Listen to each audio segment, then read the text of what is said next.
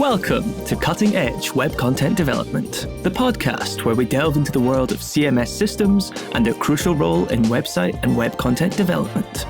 In each episode, we'll explore the reasons why founders, CEOs, CTOs, and CMOs of web content development companies need CMS systems to thrive in the digital landscape.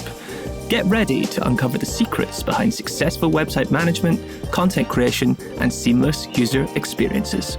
Here's your host, Jonathan Ames. Welcome to Cutting Edge Web Content Development, a podcast by Butter CMS. Today, Tanu Javeri, the global head of search at Foundry, is going to share her insights around internal linking. Welcome, Tanu. Thank you for having me over. Yeah, I'm glad to have you here. You've had a great background. Tell the listeners a little bit about some of the SEO projects and brands that you've worked on. I am one of those people who you would call started our SEO journey as soon as Google was launched. I know I'm aging myself here, but I'll feel very proud of having been associated with this industry since the time we had the blue links in SERPs. Yes, that's how we started all with the keyword stuffing, the concept of keyword, moving to actually understanding what the users need, all the algorithm changes, the penguins and the pandas. We've survived all of them. And then it also happened to survive this year. This year has been phenomenal when it comes to search industry with all the changes that have happened, both from an algorithmic perspective as well with the AI developments. In terms of my career, I have been fortunate enough to work on the agency side, consulting side, as well as in-house. Some of the brands that I've worked with have been J&J, Citibank, some of the insurance clients, as well as my most recent and my last job was at IBM. I was heading the IBM Cloud SEO initiatives. And now I'm with Foundry, which is good intersection of technology and media. We have about 47 publications across the globe. So think about language, think about global reach, and having an intertwined strategy of SEO and web delivery for that is where I fit in. So that's been my experience. That's a really great background resume. I think one of the things that was hardest when I first talked to you was thinking about there's so many different things that you could talk about in SEO. What is it going to be? You made that easier for me. You're like, let's talk about internal linking. So tell me about this idea of what the role of internal linking is in SEO from your perspective. Think of it as how would you find the content? We always need a link. That leads to where the content is, whether it be, did we Google find it, or did the search engine find it, or did my user find it? So for me, I almost feel like our websites are like maps. And the links that we create are our roadways or our highways. And we tell both the search engines as well as the users how to navigate the path to find the content on our website. So it's almost back in the day where you had the paper maps. Now we have the GPS. It's like, okay, you can turn right here to find X exit. The road signs that says the X exit, that is your anchor text. You're telling your user, if you click here, if you head this pathway, this is what you're going to find. So for that reason, I think internal link building has a very crucial role. A lot of time it's at the back end of everybody's thoughts. We tend to pay a lot of attention on the page speed, the technical build-up, where we talk about how content should be written. But we forget that the content has to be searchable, have to be somewhere we can arrive to. And how do we do that? Only and only if the link is available and the link is crawlable and it is clearly mentioned as to what that link is. Mm-hmm. I love that you mentioned the user experience with internal linking, because most of us, when we think from an SEO background of internal linking, we think of no follow and getting rid of certain links so you have a clear cluster. But there's also the user journey internally, and how do we direct people from one piece of content to the next in a way that they, like you said, know where they're going to go, and also that we can take them to the place that's going to be most productive for them. So talk about this idea of user experience and internal linking. Whenever I am looking at a piece of content, I always say, let's put ourselves in the user's shoes. How do we navigate? When I am trying to search an information, how will I navigate across? And also, most of us have had that point in our time when we are reading an article and we like something else that was mentioned in it and we click through it and we go through that rabbit hole of that discovery. Why do we do that? We do that because it's intentional. It is that information that we need. It's that user intent. So when we are talking about internal link building, yeah, there is certain keywords which have a certain search volume, or we may think that this is a higher page and this page is not receiving so much love, so let's connect it. Or we just wrote a story and we want tons of eyeballs on it and let's connect it to everything. But that's not going to be fruitful for a user to read it. Even if, let's say, they click through, they might probably bounce back or leave the site completely, right? It has to be relevant to what the user was looking for. It has to have that intent that the user was looking for in information. Now, we're talking about SEO. So think about if we have an article, the pillar page for SEO, and that has a link going to an SEO keyword tool or how a keyword research is done. So I would say, oh, I understood what is SEO, but now how do I conduct a keyword research? Or how do I find the right kind of tools? I may click through that article and read. And that increases the dwell time that we have on the site, which the search engines like. That means we have user engagement. So at any point of time when we're thinking about internal link building, we should think about the user journey. Are we providing our user the desired information that they're looking for?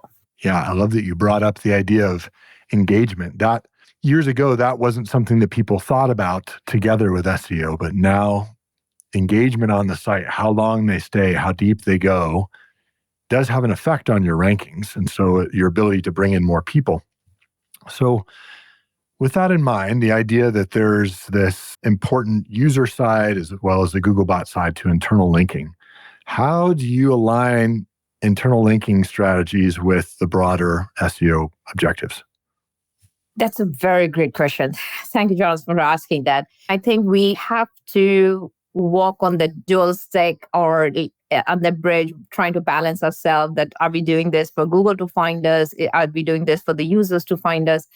But I think if we actually keep the journey of user in the mind and making sure that they reach the content that we desire to be seen, it makes it very easy for us to plan for Google. Now, for search engines to be able to crawl our site, we have multiple methods. We can think about top navigation. We can talk about our footers. We can, depending upon the site, we might have the right rails. We may have, you can read more kind of sections. Even if you think of somebody comes to your homepage and the homepage is sections, there are blocks. Each block is a component, and what is clickable in that component or what is not allows the user to navigate into the site. That's the same thing Google uses to understand how to crawl your site as well. With the way you develop the hierarchy on each level of this clicks, understands that, okay, this is an important place to begin the journey, and anything below this link is related and is connected. So it's like connecting the dots. Another way that Google actually finds our links is through sitemaps. A lot of times we just don't pay attention to how we are creating our sitemaps. We just say, okay, just bunk up these 10,000 URLs and put it into sitemap 1, and sitemap 2 is the next 20,000. But if we actually consider how we want to place our sitemaps in groups of associated content, it could be based on the navigation style. It could be based on the kind of content you write. Maybe there are multi-language availability on your site. So it could be a language bucket. It could be the type of content that you share. Maybe there is a video content. Maybe there is textual content. So paying attention to those and providing those links allows Google to search your website more efficiently, and that increases your index. On the flip side, there is also the things that I don't want Google to find. Yeah. Right? Privacy policies. Privacy policy. It's also what our users use. They might be using internal search, which is good for their functionality. We have to understand what element of our websites are functional and are there to ensure the user journey continues without a mishap, without us losing them somewhere. But they don't necessarily create new content that needs to be indexed and displayed on search. So to keep our crawl budgets down, to make sure that we are ensuring our crawl depth, we say, Google, don't look at these links. Yes, they work for my user, but I don't want you to see because that's not changing any piece of content that is available on my site. Those are functional links. Yeah, so that brings up a good point of crawl budget. For those who don't know, crawl budget is just basically the idea of Google only has so many bots it's going to send to your site. So if you have a really big site, they're not going to crawl it all at the same time. So your crawl budget is how much the bots have allotted to your site. So if you know what that is and you're getting close to the top there, you want to, like you were saying here, cut off certain parts of your site that are low value so that you'd have the option to have your site crawled for the high value pages. Yeah, important. As far as for those who don't know, how would you tell if your site is getting close to your crawl budget? For those who are not familiar with that. There are multiple ways to look at it. You can, of course, go to Google Search Console. That is the platform that Google provides us. So we can go in and see our crawl frequency and crawl budgets. We can also see the number of pages they have indexed and they are displaying in the SERPs. And so you can understand that, okay, I have, as you said, large websites. So if I have 100,000 URLs on my site, but they've only indexed maybe 20,000 or 50,000, we want to know why are they not able to index or understand what my content is. Is that something that we have done on our side, on a development side, where Google can't crawl it? Or are they maxing out because they come to some place and there is no link and we are breaking Googlebot's journey? So they come and they land up in a dead end and they can't move forward. So that's one way of looking at it. The other way would be any tool like your Screaming Frog. You have a way as to how far your clicks away are each content piece. So you understand if you're going much deeper, as you said, deeper content, the crawl depth goes down. And that's when you say, okay, they are coming in, but they're getting again lost in that navigational map that we had. Did we make the pathway clear enough for them to actually get to all content? Or are we finding that some content is far, many, many layers below and doesn't seem to be performing very well on search? They're getting no impressions, or maybe they're not even ranking in the top 100 pages. And that's where you kind of gauge that is a content that is not receiving the attention it needs. That brings up the next question. I guess you mentioned some of the pages not getting a lot of traffic. What are the ways you assess the value of those internal links? Is it just, was there a lot of traffic here, or we're ranking, or what are other ways you assess the value of an internal link? There are 3 or 4 parameters that we should consider when we are thinking of internal link building. You're right. It's getting a lot of traffic. That's an important page. It's good. Spreading the love from that page would be good.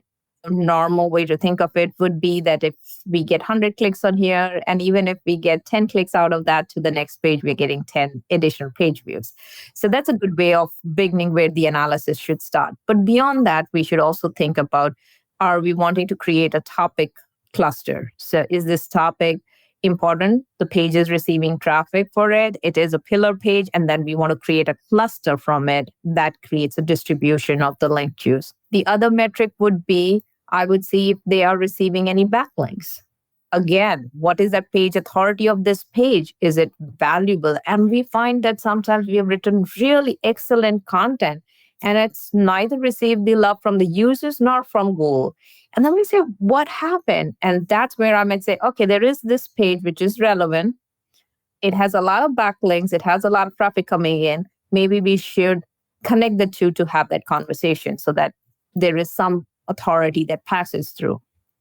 The other way to look at it would be, how many internal links does this page have? A lot of times when we write new content, what we do is we remember to create internal links on that piece of content. So that means there's a new content. We made sure that it's linking to at least 2 or 3 pages on the site, but we forgot to link anything to it. So actually going back into your other work that may have already been published, you have to go back and say, is there a place where I have to create links to this? Otherwise, there is nothing pointing to it except probably the navigation sitemap and footer. And that puts it very deep to be found. So those kind of analysis are required to gauge where it is. It's the depth, it's the traffic, it's the external backlink, and of course, predominantly how relevant it is to the topic. Got it. Those are all good ways to measure these backlinks then.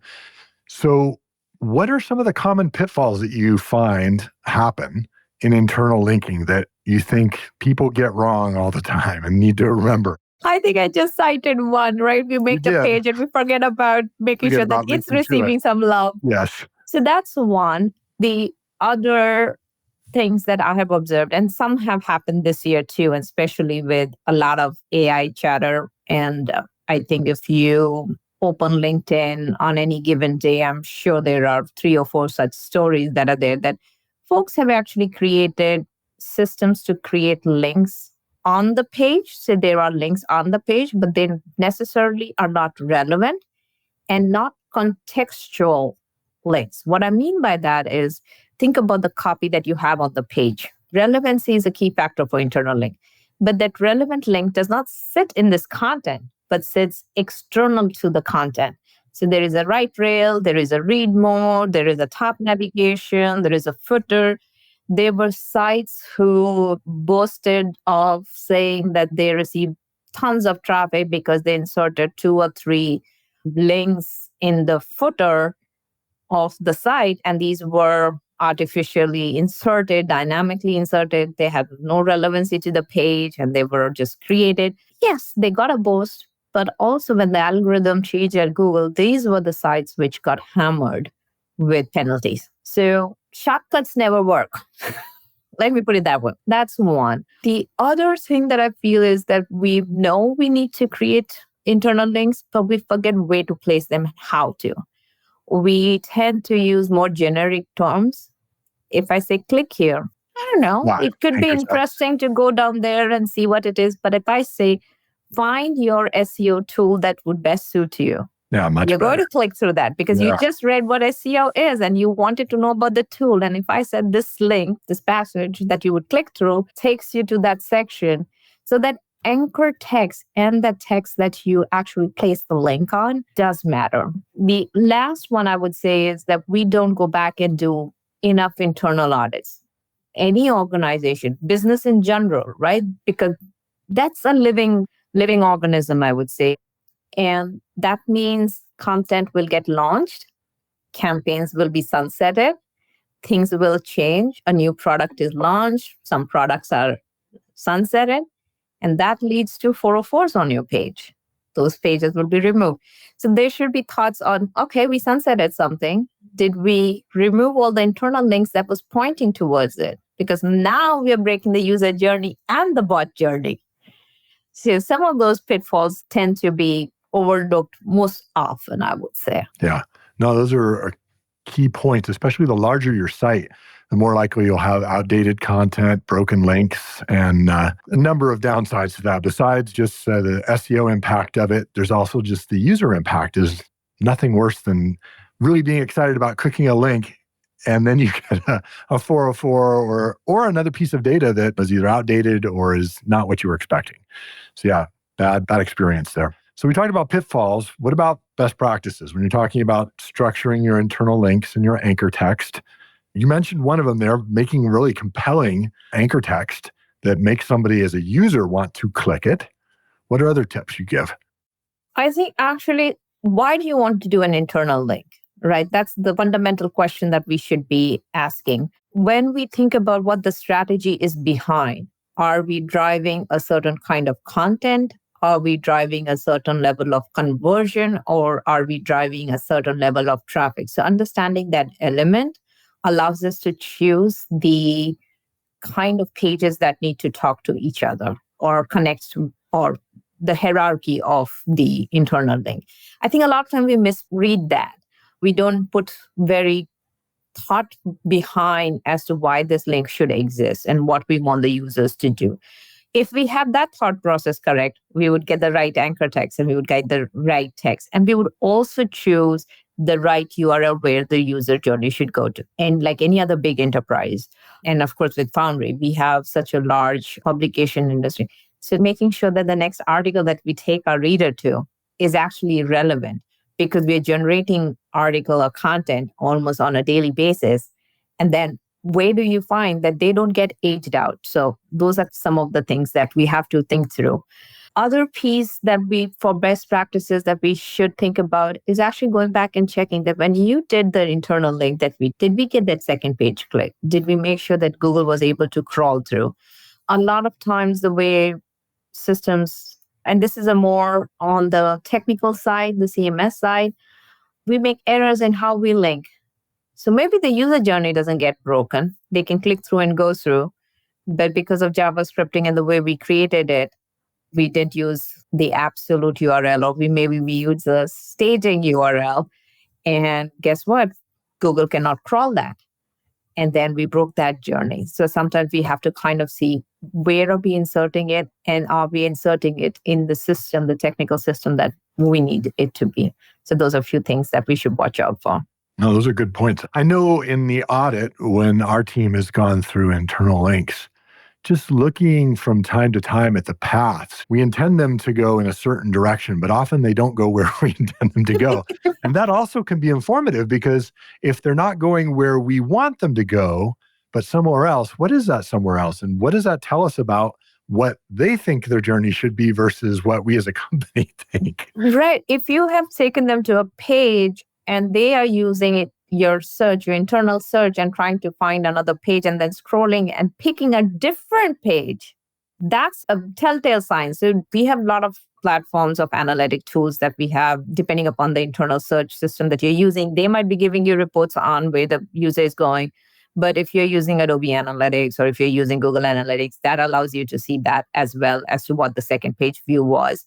Gauging those metrics allows you to say, okay, these two topics are relevant, and that is where the traffic is going together, and maybe we should connect them.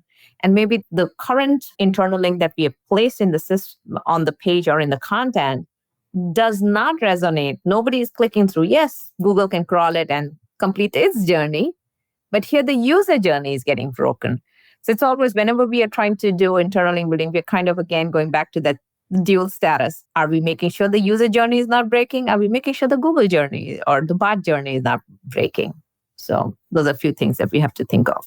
Those are excellent points. So, Tanu, obviously you've had a lot of years of experience finding these pitfalls, fixing these pitfalls. Let me ask you a question that's career focused now. If you could go back in a time machine, meet yourself at the very beginning of your career, what have you learned now that you didn't know then that you would tell yourself? Oh, wow. That is very thought-provoking.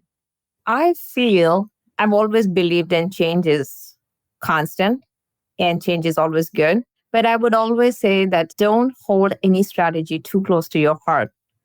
Because if you think of it, if I believe in change is always true, I have to change the strategy I apply. So there have been times where I have to go back to the drawing board. I know it worked for a client. This was the right way to do things, but no, I have to remember that not all my strategies are good in every time period and for every client. Yeah, that's very good advice, especially in SEO. With constant algorithm changes, you really have to not be attached too much to any one particular role. Yes. Google will change it on you. So where do you find your inspiration, where you're looking for what are those winds of change and how can I be flexible to those? Do you find it at conferences and books, podcasts, social media? What works for you? I do think so that almost everybody in this industry, even though I've spent 20 years in this industry, I'm still learning. As long as we make sure that we are humble enough to know that industry changes, algorithm changes, things change, platforms change, CMS tools are different, analytic tools can be different, and we learn. That keeps us on the right track. Now, where do we learn is a great step into it. Conferences, definitely. I would say webinars, very good. But I would also caution folks, because a lot of times I have found that there are many people who read an article or two or read a book or maybe attend a webinar and suddenly are very SEO savvy. And we've all encountered them in our path. So be kind to folks who may have partial information to be dangerous enough with a website. Also in the SEO community, I would say we have to be careful in terms of respecting each other. There are certain people that you should definitely follow, read about what they're suggesting. But at the same time, we as people who have had some experience should be candid enough to share our experiences down. When newcomers are coming, we should be able to say, okay, this is how we did it, whether it be a technical audit, whether it be a content strategy that we are thinking about, or we should definitely share more information. So networking is important, but be cautious of who you're following on Twitter or LinkedIn. There are certain names that you should follow and be careful in, or stay away from black hat, gray hat. Anything that is very quick is probably not the best. Yeah, good advice there. So if people want to connect with you, Tanu, how can they do it? You can find me on LinkedIn. I'm very active on LinkedIn enough. So you can look at me as Tanu Javeri and you'll find me there. Excellent. Thank you so much for all your insights. Really appreciate you going through both at a basic level and digging into some of the details and helping us understand this difference between internal links, not only as the Googlebot journey, but also the user journey and how to fit those together. Great podcast. Thank you. Cutting Edge Web Content Development is brought to you by Butter CMS. To find out how you can build better with Butter, stop wasting dev time, and free your marketers from your legacy CMS, visit buttercms.com. Also, make sure to search for Cutting Edge Web Content Development in Apple Podcasts, Spotify, and Google Podcasts, or anywhere else podcasts are found. Make sure to click subscribe so you don't miss any future episodes. On behalf of the team here at Butter CMS, thank you for listening.